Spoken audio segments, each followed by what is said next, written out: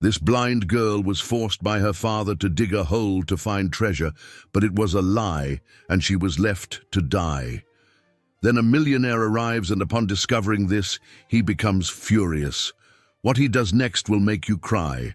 Only watch if you're strong. Leave a comment and subscribe to support my work.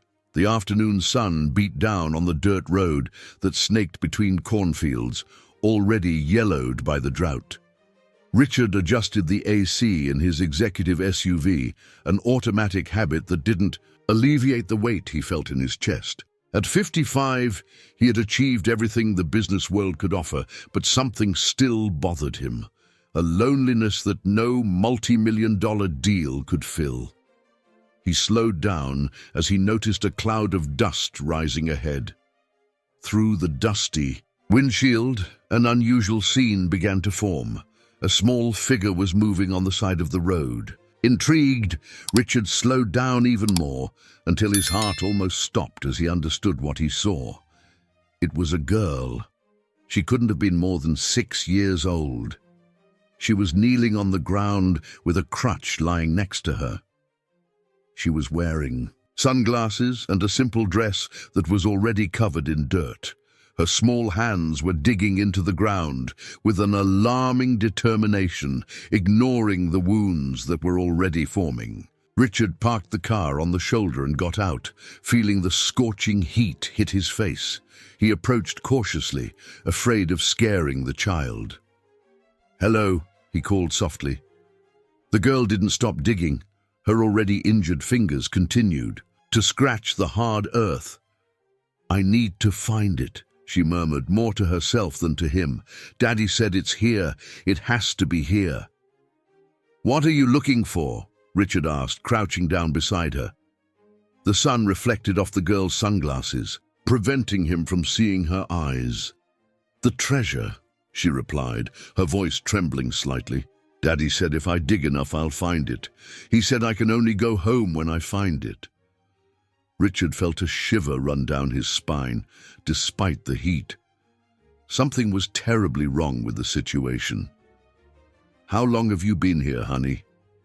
The girl stopped for a moment, as if trying to remember. "Since the son was little," she replied, returning to digging.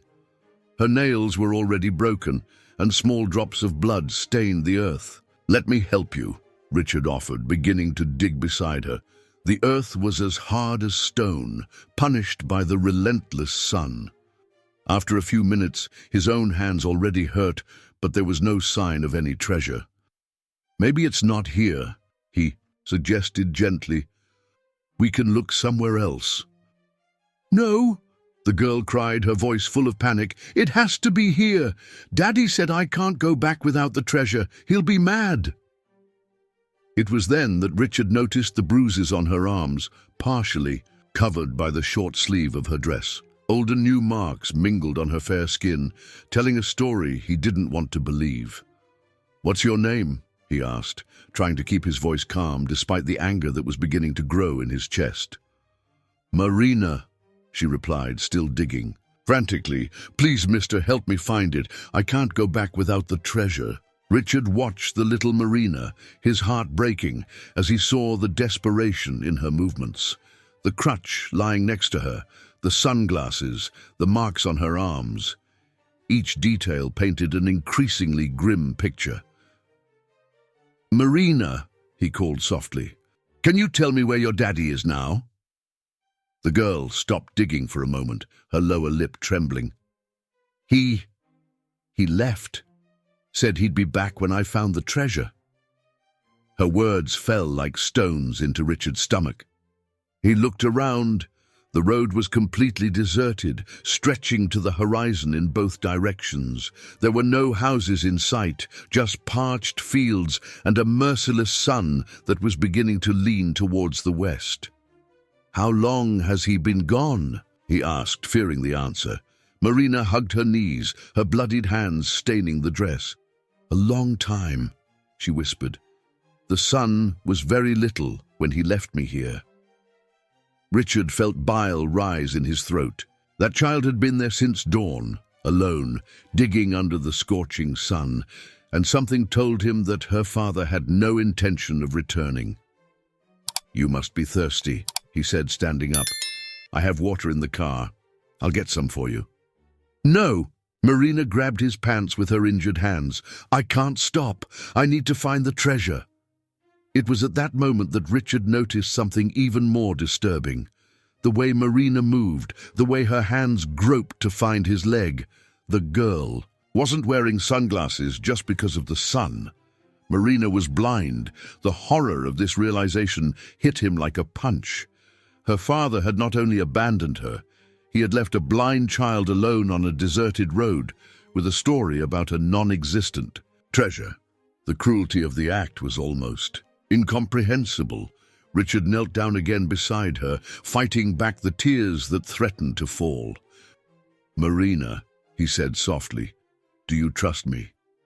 The girl hesitated, her hands still clutching the earth. "Daddy said not to trust strangers." "Your daddy also said there was a treasure here," Richard replied, trying to keep his voice steady. "And we both know that's not true, right?" Marina began to tremble, and tears streamed from under her sunglasses.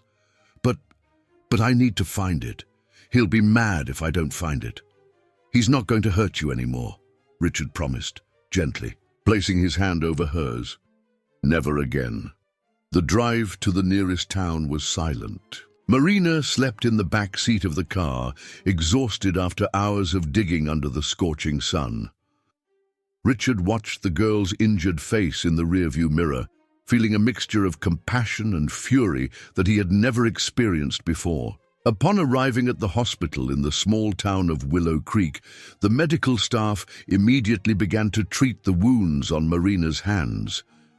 Nurse Teresa, a gray-haired lady with kind eyes, gently cleaned the wounds while talking to the girl. "It's going to sting a little, honey," she warned, applying the antiseptic. Marina showed no reaction to the pain, as if she was used to something much worse. Richard watched everything from the door of the office, his heart aching. The social worker, Dr. Clara, approached him with a grave expression. "We need to talk," she said, guiding him to her office. "Marina shows clear signs of ongoing abuse," explained Dr. Clara, flipping through a newly opened folder. "In addition to congenital blindness, she has old, poorly healed fractures in her right leg, which explains the need for the crutch. We also found burn marks on her back." Richard closed his eyes, trying to contain the anger that was growing in his chest. How can someone do this to a child? "Unfortunately, cases like this are more common than we'd like," replied the social worker. "But there's something even more disturbing in this case. Marina has no record in the system. It's as if she doesn't officially exist." The revelation landed like a bomb. "What do you mean?" "We found no birth certificate, no vaccination record, nothing. The address she gave us is for an abandoned house on the outskirts of town. We need to find this father." At that moment, a nurse rushed into the room. "Doctor, the girl is having an anxiety attack." Richard and Dr. Clara hurried to the room where Marina was. The girl was thrashing in bed, screaming desperately, "The treasure, I need to go back. He's going to hit me, please, let me go back." "Marina, calm down." Richard approached, holding her hands carefully so as not to hurt her injuries further. Gradually, the girl's breathing calmed down. She squeezed Richard's hands as if they were an anchor in the storm. "He always comes back," she whispered. "Even when he disappears for days, he always comes back." "Days?" Dr. Clara interjected gently. "Does your father often leave you alone for days?" Marina nodded, trembling. "Sometimes he says he's going to buy cigarettes and only comes back when the moon has passed several times. I stay in the dark room, counting the sounds of the cars outside." Richard felt his heart break even more. "And your mother, Marina, where is she?" The girl was very quiet for a moment. "Daddy said she left because I was born like this," she finally replied, her voice almost a whisper. "He says it's my fault she left, that nobody wants a defective daughter." Dr. Clara signaled to Richard, indicating that they needed to talk in private. In the hallway, she expressed her concern. "We need to find this man as soon as possible. A child in these conditions without documentation. This suggests a much more complex scenario than we imagined." "What's going to happen to her now?" asked Richard, looking through the glass door at Marina, who remained huddled on the hospital bed. "For now, she will be in state custody. We will take her to a shelter as soon as she is discharged." "No." Richard's response was immediate and firm. "She's not going to a shelter." The social worker stared at him, surprised. "Mr. Richard, I understand your concern, but there are procedures." "I take responsibility," he interrupted. "I can take care of her, provide the medical treatment she needs. Please don't put her in a shelter." "It's not that simple," argued Dr. Clara. "There's a whole legal process involved. Besides, we need to find her father. He still has legal custody. That man abandoned a blind child to die on a deserted road." Richard raised his voice, immediately regretting it, as he saw Marina shrink even more on the bed. Lowering his tone, he continued, "Give me a chance. Let me help her." Dr. Clara studied Richard's determined face for a long moment. "Do you have experience with children, especially a child with special needs?" "No," he admitted, "but I have resources, time, and above all, a willingness to learn. That girl needs help, a safe home. I can provide that." Before the social worker could answer, a piercing scream came from the room. Marina was having another crisis. Richard rushed to her side, holding her hands as he had done before. "Calm down, little one," he murmured. "I'm here."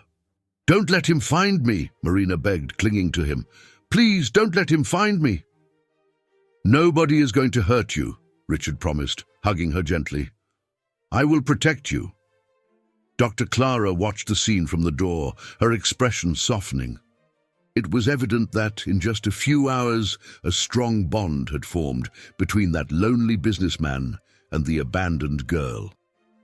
"I'm going to need a full report on your financial and psychological conditions," she said finally, "and we will have to locate the father, but for now I can get a temporary guardianship." Richard nodded, still embracing Marina, who was gradually calming down in his arms. His world, until then filled only with meetings and numbers, was about to change completely. "Where do you live?" asked Marina softly, her voice still trembling. "In a big, quiet house," he replied, "with a garden full of flowers that you can smell." "But I don't know how to do anything," she whispered. "Daddy always said I'm just a burden." "Your father was wrong," Richard said firmly. "You are a very special girl, Marina, and you're going to learn many new things." At that moment, Nurse Teresa came into the room carrying a tray. "Dinner time," she announced cheerfully. "I brought a warm soup for our princess." Marina cringed as she smelled the food. "It's been so long since I've eaten real food," she confessed. "What do you mean?" asked Richard, helping her to sit up. "Daddy only brought hard bread. He said it was a waste to spend good food on me." Each new revelation was like a stab in Richard's heart. How could someone be so cruel to a child? And where was this man now? The answer to that last question would come sooner than he imagined, and in a way that no one could have predicted.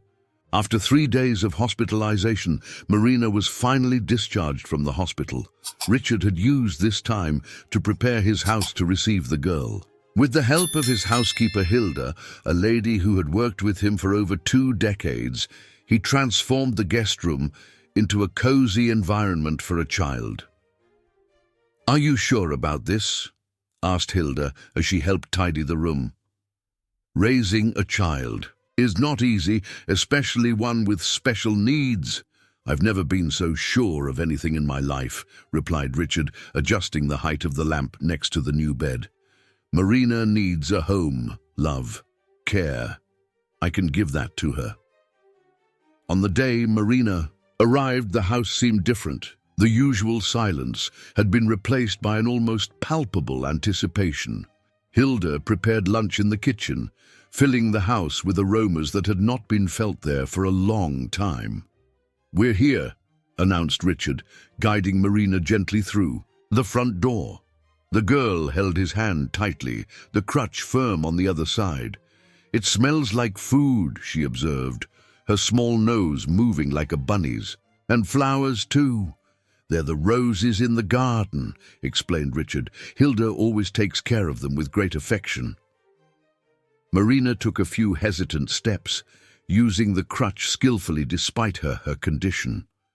Her fingers, still bandaged, from the wounds caused by digging in the earth, lightly touched the walls as she explored the environment. "The house is big," she commented. "You can tell by the echo of the footsteps." Richard was impressed by her perception. "You're very observant, Marina. When you can't see, you learn to listen," she replied, with a wisdom beyond her years. "Daddy said it was the only thing I knew how to do right." The mention of her father made Richard clench his fists involuntarily.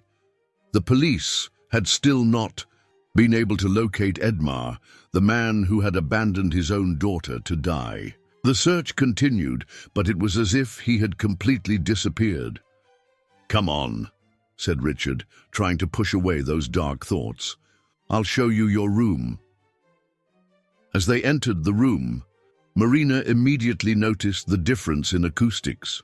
"It's smaller than the living room," she observed, "and it has curtains. You can hear the fabric moving in the wind."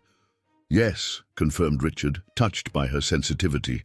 "And there's a very soft bed, a closet full of new clothes, and an armchair near the window where we can sit to read stories."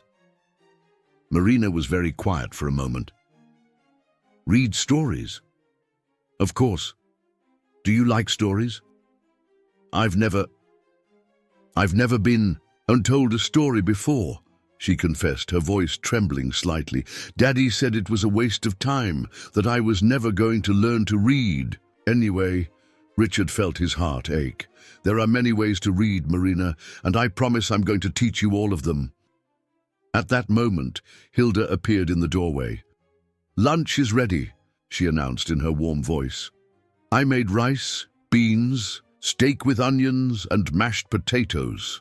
Marina's face lit up as she smelled the aromas. "Can I really eat all of that?" "Of course you can, my dear," replied Hilda, approaching to guide her to the kitchen. "And there's dessert too. I made pudding, the kind that jiggles on the spoon." During lunch, Richard watched Marina eat with a mixture of joy and sadness. The girl savored each bite as if it were her last, a habit clearly acquired from someone who had gone hungry for a long time. "Slow down," he instructed gently. "There's plenty of food, you don't need to rush." Marina nodded, but her small hands still trembled slightly as she held the silverware. "Sorry," she murmured. "It's just been so long since I've had hot food." After lunch, while Marina rested in her new room, Richard received a call from Dr. Clara. "Mr. Richard," the social worker's voice sounded tense. "We need to talk. We've discovered some information about Marina's father." "What happened? Did you find him?" "Not exactly, but—" She paused. "Can you come to my office? It's something we need to discuss in person." Richard looked at the hallway leading to Marina's room. "I can't leave her alone. Bring her along. In fact, it's important that she be present too." An hour later, Richard and Marina were sitting in Dr. Clara's office. The social worker seemed nervous, shuffling through a folder full of documents. "As I suspected, we found no official record of Marina," she began. "But we got some information about Edmar through people in the area." She picked up an old photograph and showed it to Richard. In it, a thin, severe-looking man stood next to a young, beautiful woman who held a baby in her arms. "This photo was taken 6 years ago," explained Dr. Clara. "The woman is Regina, Edmar's wife, and Marina's mother. According to the neighbors, she disappeared a few months ago." "Disappeared?" Richard frowned. "What do you mean?" "No one knows for sure. Edmar told everyone that she had abandoned the family, but The social worker hesitated, looking at Marina, who remained quiet in her chair. Some neighbors report having heard intense fights before Regina's disappearance.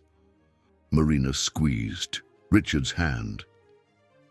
"Mommy yelled a lot," she said softly, and then it was all quiet. Very quiet.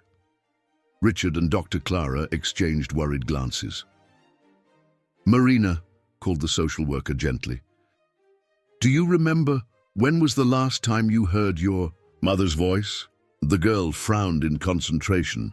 "It was on a night of heavy rain. She and Daddy were fighting again. She said she was going to take me away, that she couldn't stand to see how he treated me anymore." Marina paused, trembling. "Daddy got very angry. I heard noises of things breaking. Mommy screamed, and then I didn't hear anything else." The silence that followed was heavy as lead. Dr. Clara made some notes in her notebook, her hands trembling slightly. "After that night," continued Marina, "Daddy said that Mommy had left because she didn't love me anymore, that she had found another family, one without a defective daughter like me." Richard struggled to hold back tears. "And what happened after that, little one?" "Daddy got different. He started drinking more, yelling more. Sometimes he disappeared. For days, left me locked in the dark room. He said it was a punishment, that I needed to learn to be a better girl." Marina squeezed Richard's hand harder until he took me to look for the treasure. Dr. Clara picked up another document from her folder. "We found records of a police report made by Regina 3 days before her disappearance. She reported Edmar for domestic violence and tried to get a restraining order." "And what happened?" asked Richard, fearing the answer. "She never showed up to follow up on the process. In fact," the social worker hesitated again, "she was never seen by anyone again." At that moment, an urgent knock on the door interrupted the conversation. It was a police officer, his face red from running to get there. "Doctor," he said, breathing heavily, "we found something at Edmar's house. You need to see this immediately." The ophthalmology office of Dr. Ricardo Mendez was one of the most renowned in São Paulo. Richard had managed to get an appointment after weeks of waiting and dozens of phone calls. Now, sitting in the waiting room with Marina by his side, he watched the girl nervously play with the hem of her new dress. "Are you scared?" he asked softly. Marina nodded. "What if the doctor says there's no way, that I'm going to be like this forever?" Before Richard could answer, the office door opened and a nurse called them. Dr. Ricardo was a middle-aged man with gray hair and a gentle smile that shone through in his voice. "So this is Marina," he said, approaching. "Nice to meet you, young lady." The doctor spent the next hour carefully examining Marina's eyes, doing several tests and making notes. Richard watched every movement, his heart pounding in his chest.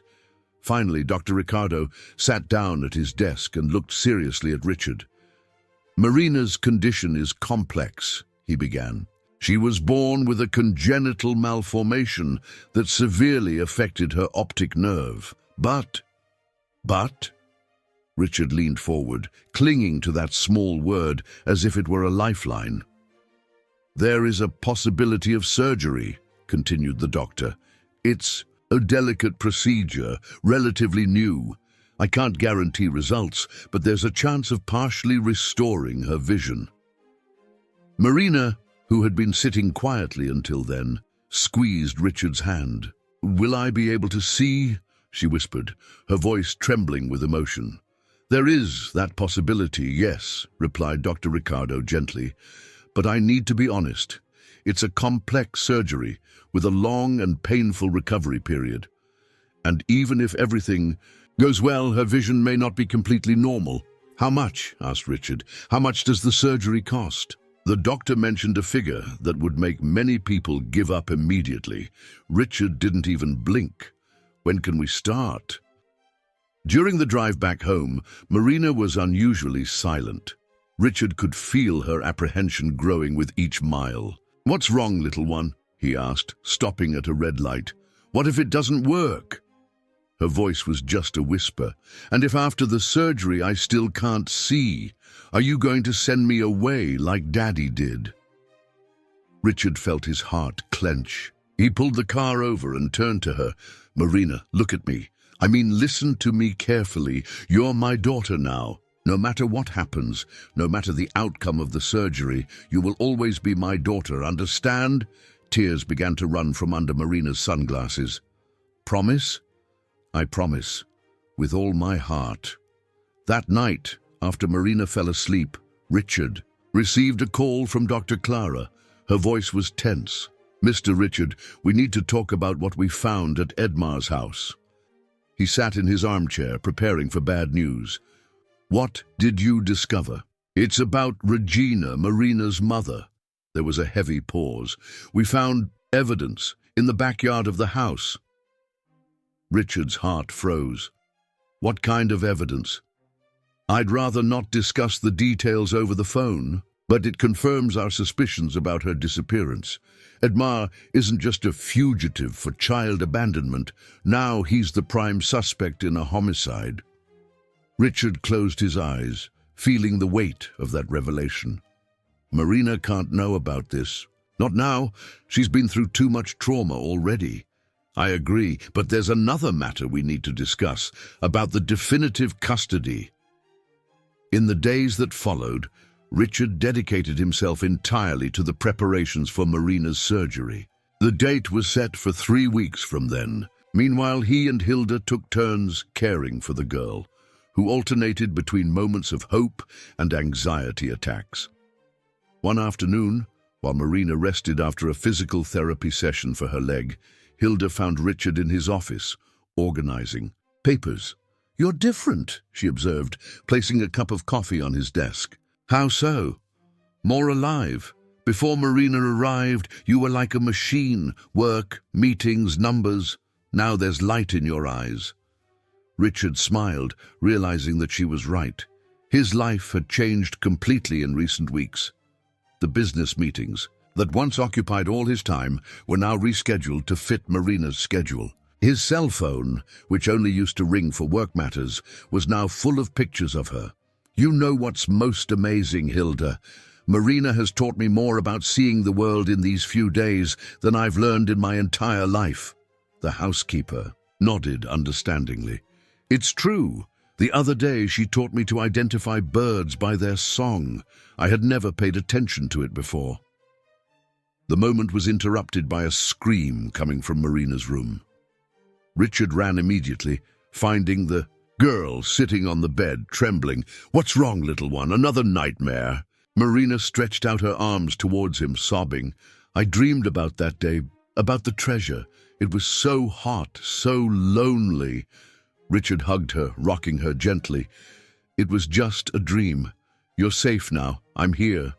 "I'm scared," she confessed, between sobs. "What if he comes back? What if he finds me?" "That's not going to happen," Richard assured, but a shiver ran down his spine. Where was Edmar? What would he do if he found out where Marina was?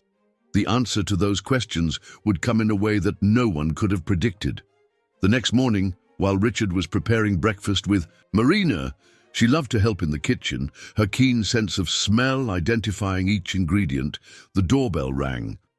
Hilda went to answer and returned with a worried expression. "Mr. Richard, there's a man wanting to talk to you. He says it's about Marina." Richard's blood ran cold. Marina, feeling the sudden tension, grabbed his hand. "Who is it?" she whispered, her face pale with fear. "Don't worry," he replied, trying to keep his voice calm. "Hilda, take Marina to her room, please, and stay with her." After the two left, Richard went to the door. The man waiting outside wasn't Edmar, but something in his appearance, the same physique, the same hard look, made Richard immediately suspicious. "Can I help you?" The man smiled, a smile that didn't reach his eyes. "I'm Edmar's brother. I came to pick up my niece." Richard felt his entire body tense as he stared at the man in front of him. "I didn't know Edmar had a brother," he said, standing firmly in the doorway. "Of course you didn't," replied the man, who introduced himself as Julian. "But I have all the documents here proving our kinship, and as Marina's closest relative, I have the right to take her with me." "It's not that simple," Richard countered, his voice controlled but firm. "Marina is under my temporary guardianship, with court authorization. I can't simply hand her over to a stranger." Julian took a step forward, his posture subtly threatening. "Listen carefully, you rich boy. That girl is from my family. You have no right over her." At that moment, Hilda appeared in the hallway, her face pale. "Mr. Richard, Marina, she's gone!" Richard's blood ran cold. Pushing Julian aside, he ran to Marina's room. The window was open, the curtains swaying in the morning breeze. On the floor, Marina's crutch lay abandoned. "She must have heard his voice," said Hilda, trembling. "I left for just a minute to get water, and when I came back—" "Call the police," ordered Richard, already running to the garden. His heart pounded as he looked for any sign of Marina. The girl couldn't have gone far, not without her crutch. It was then that he heard a muffled sob coming from behind the rose bushes. There, huddled between the bushes, was Marina, trembling from head to toe. "He came to get me," she whispered when Richard approached. "Just like Daddy said he would." "What do you mean?" Richard knelt beside her, ignoring the rose thorns that scratched his arms. "Before he left me there, on that treasure day, Daddy said that if I didn't die, he would send Uncle Julian to get me." Marina grabbed Richard's shirt tightly. "He's worse than Daddy, much worse." The revelation hit Richard like a punch. It wasn't just coincidence that Julian appeared there. It was part of a plan that was starting to make terrible sense. Carrying Marina in his arms, Richard returned to the house. Julian was still in the living room, but now there were 2 police officers with him. Dr. Clara was also there, apparently alerted by Hilda. "This man claims to be Marina's uncle," explained one of the officers. "He has documents that seem to prove it." "Documents can be forged," replied Dr. Clara, studying the papers with suspicion. "And even if they're true, there's a legal process underway. Marina can't simply be handed over to a relative who appears out of nowhere."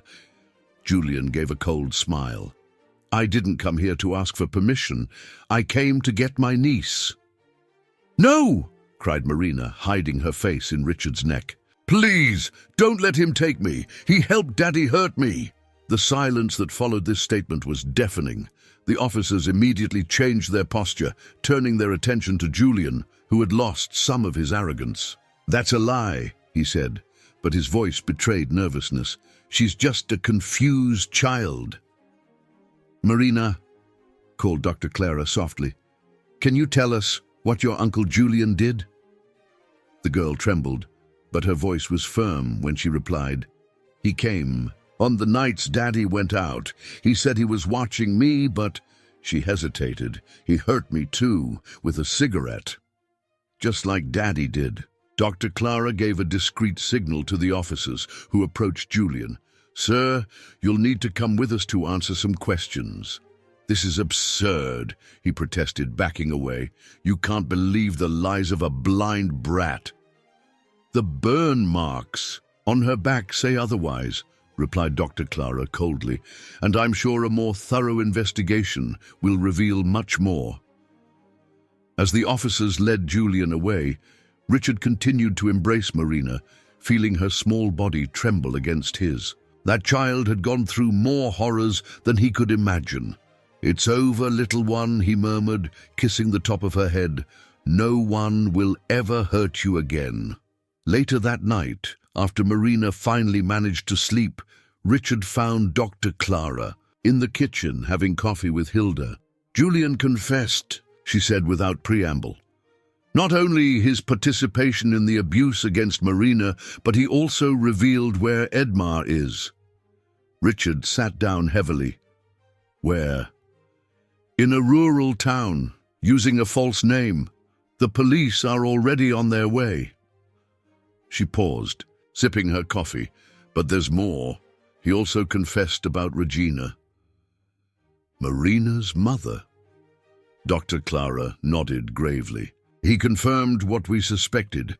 Edmar killed her that stormy night. Julian helped to hide the body. Richard closed his eyes, feeling nauseous. How could someone be so cruel? And how could Marina, having lived through all that horror, still manage to smile, still manage to trust? "What happens now?" he asked, his voice hoarse. "Well, with Edmar and Julian arrested and the evidence we have..." Dr. Clara smiled for the first time that night. "I don't think we'll have any trouble getting your definitive custody of Marina." At that moment, a scream came from Marina's room.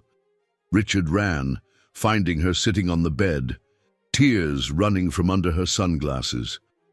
"Dad," she called, stretching out her arms. It was the first time she had called him that.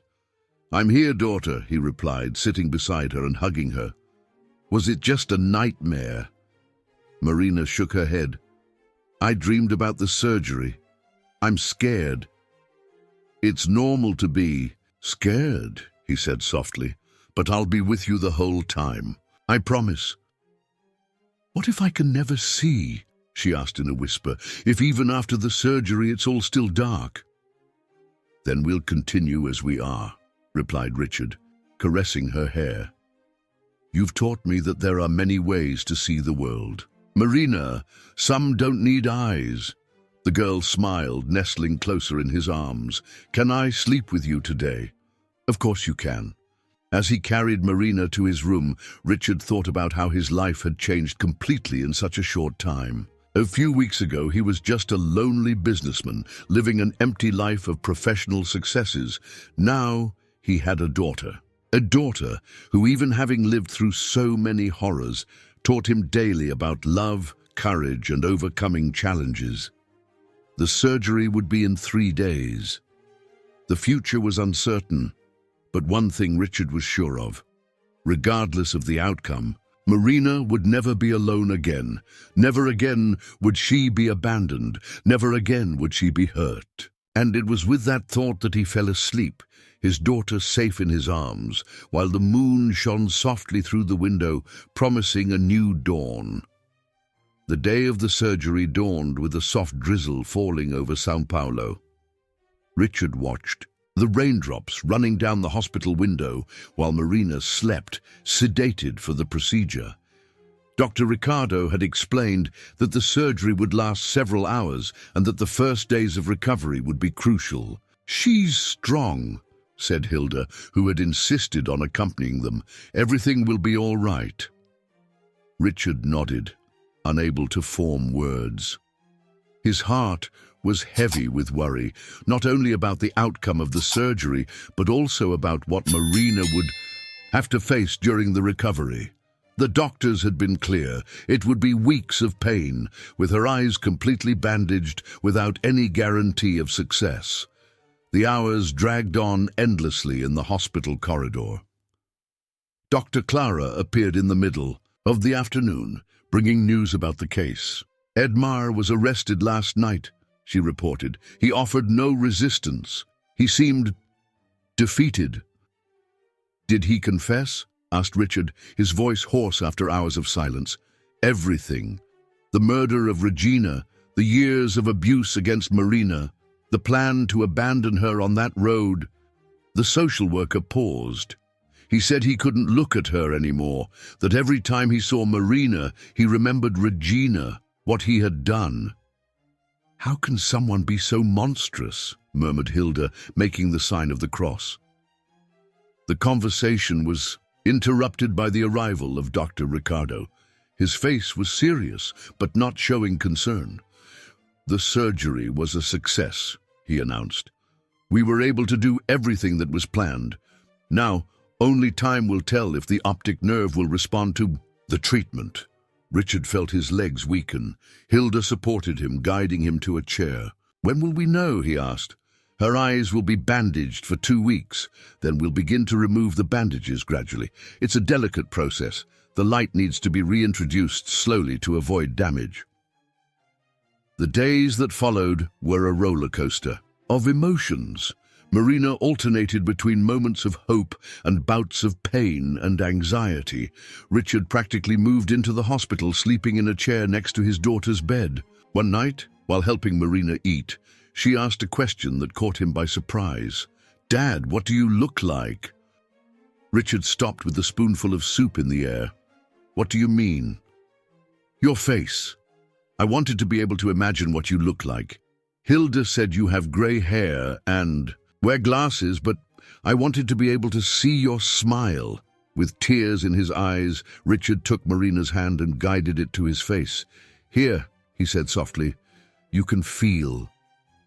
The small, delicate fingers explored his features, the wrinkles around his eyes, his slightly large nose, the stubble on his chin. Marina smiled. "You have a kind face," she declared. "I can feel when you smile. Your cheeks get higher." Finally, after 2 weeks that seemed like an eternity, the day arrived to begin removing the bandages. Dr. Ricardo explained that it would be a gradual process. First one layer of gauze, then another, until only a thin fabric protected Marina's eyes from the light. "Remember," he said gently to Marina, "even if you start to see something, don't force it. Your eyes need to get used to the light slowly." The first layer was removed. Marina reported no change. The second layer also brought no alterations. Richard held her hand, feeling it tremble slightly. When the third layer was removed, Marina gasped. "What is it?" asked Richard, his heart pounding. "Are you feeling something?" "It's different," she replied hesitantly. "It's not just dark, there's something lighter." Dr. Ricardo smiled. "That's good. It means your optic nerve is responding to the treatment." In the following days, more layers were removed. Marina began to distinguish light and shadows, then basic shapes. Each small progress was celebrated as a great victory. Finally, a month after the surgery, the moment arrived to remove the last protection.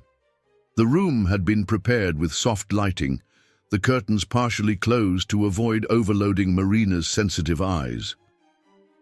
"Ready?" asked Dr. Ricardo. Marina squeezed Richard's hand tightly.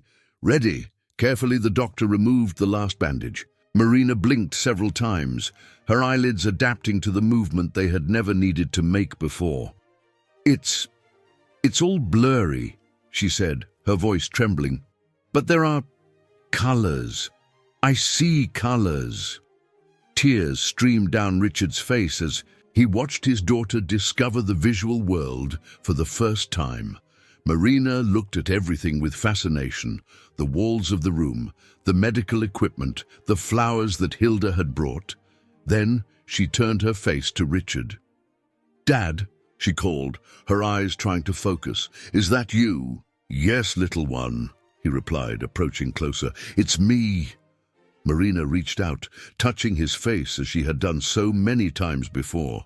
But now, for the first time, she could combine what her fingers felt with what her eyes saw. "You're exactly as I imagined," she said, smiling. "Only more handsome." 6 months passed. Marina's vision improved every day, although it never became perfect. She still needed to wear glasses, but now they were colorful and cheerful, chosen by herself.